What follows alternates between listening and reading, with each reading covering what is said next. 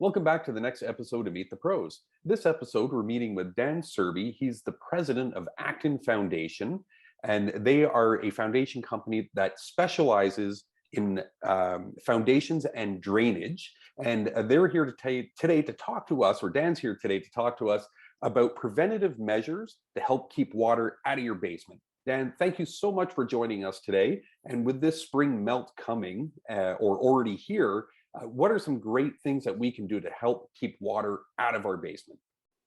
Hi, how's it going? Thank you for having me on with you. Yeah, well, first of all, I mean, water management around the house is really important. It's something anybody could do, any homeowner could do, and it goes a long way, So small tips that I would recommend, once a year, twice a year, spring, fall type of thing. Is a few things. One is always make sure that your sump pump, if you do have a sump pump, that the sump pump's plugged in, it's working appropriately. If you have a battery pack for that sump pump, obviously would be to just double check, make sure the battery's good, run it a couple of times. And last but not least, double check the discharge line where the sump pump's emptying out to make sure that all that is flowing properly.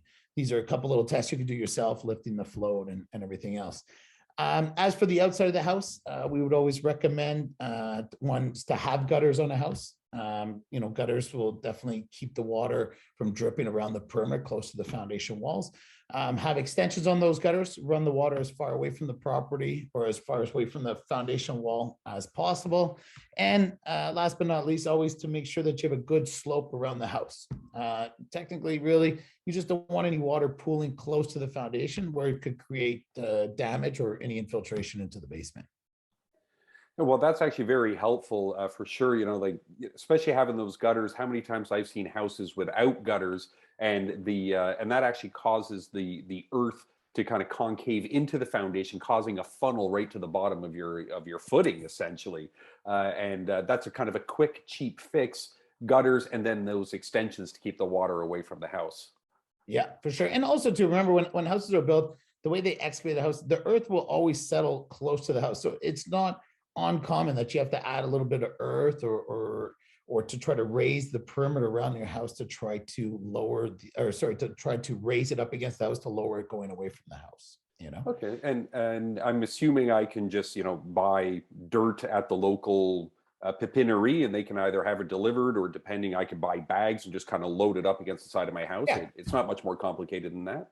No, and if it's something that you do on a semi-annual base or whatever, we're not talking yards and yards of earth. I mean, it could be a few bags of dirt, and maybe a couple of plastic extensions on the way of your gutters just to keep the water away. I mean, really, it doesn't take a lot as long as if it's done, pretty regularly. Let's just put it that way. Okay, I hear you. So if we're proactive, we can make a very it doesn't cost a lot to avoid a huge expense down the line, potentially. Exactly. Some small gutter extensions, maybe a couple of bags of earth, check your sump pump.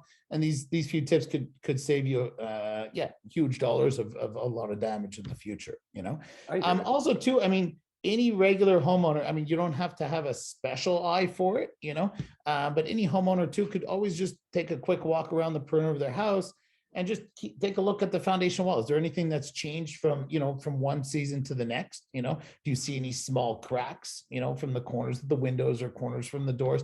Because these could be also small issues. They're not structural issues, but it could be a small fissure through the foundation wall that could also cause infiltration as well. And this is something that could be spotted from the naked eye. Anybody could walk around and say, hey, this wasn't here last year. Or, something seems a little bit different. There's a small crack underneath the window.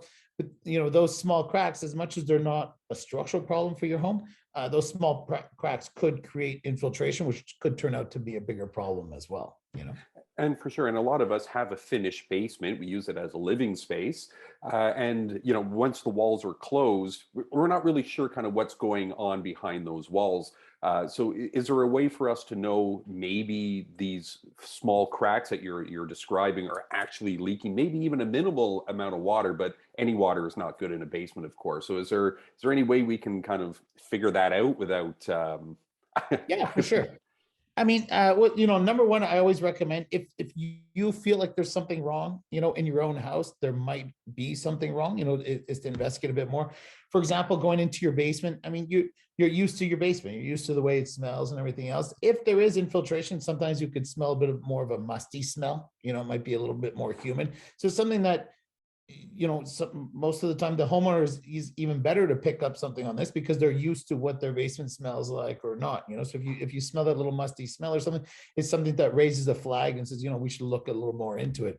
Also, too, once again, I really believe in that twice a year walk around the foundation on the outside to make sure everything's good. But that goes for the inside as well. Like sort of walk around the perimeter of your of your basement on the inside, in the back of closets, and sort of look at the baseboards and the bottom of the wall or the carpet, the floor finishing, whatever it is, and see if you see any dark stains. If there's any, it doesn't have to be wet.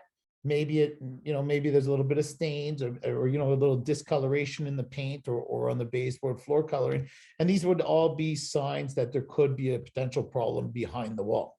Okay. I appreciate that for sure. And I guess the next natural step at that point is that if we're seeing kind of cracks outside, maybe not water getting away from the foundation, and then we start to, the smell of our basement starts to get a little bit musty, or we start to see some staining, the next natural thing to do is give Dan at Akton a call to come in and just give an assessment or an idea of kind of what's going on in your basement. Yeah, 100%. Look, we don't expect you guys to see the problem and figure it out and everything else. Rather, it's more just to identify what's going on with your house. If you do see a small crack from the outside, even if you don't think it's major or if it's small or some small stain inside, we definitely recommend that you give us a shout. It's a free evaluation. So, we'd send out one of our technicians.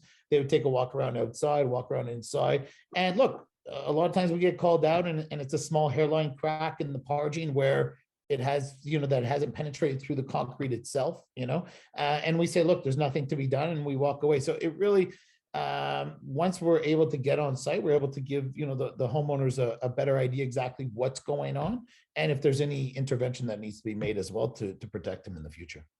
You know what? That's really comforting to know, especially as a homeowner as well. That you can have a professional like Akton come in and just kind of reinforce that maybe it's not the end of the world and it's okay, and the problem isn't huge, and maybe some small preventative measure can really help you out. And that's, it's intimidating, obviously, when you have somebody come to your house and you're worried that the problem is going to be bigger than it is, and knowing that we have professionals here to kind of guide us and inform us properly about the situation is very encouraging. So thank you for that. One last thing I just want to just put out there too is if you do have a crack, is not to stress about. I mean, 90% of homes crack within the first 3 to 5 years of being built. So having a crack is not the end of the world. It's really just to take care of it and move on.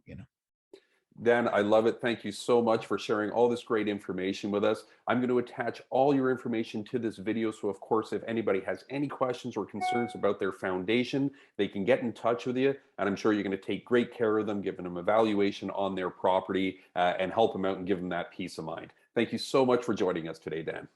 No problem. Thank you. My pleasure. Thank you very much.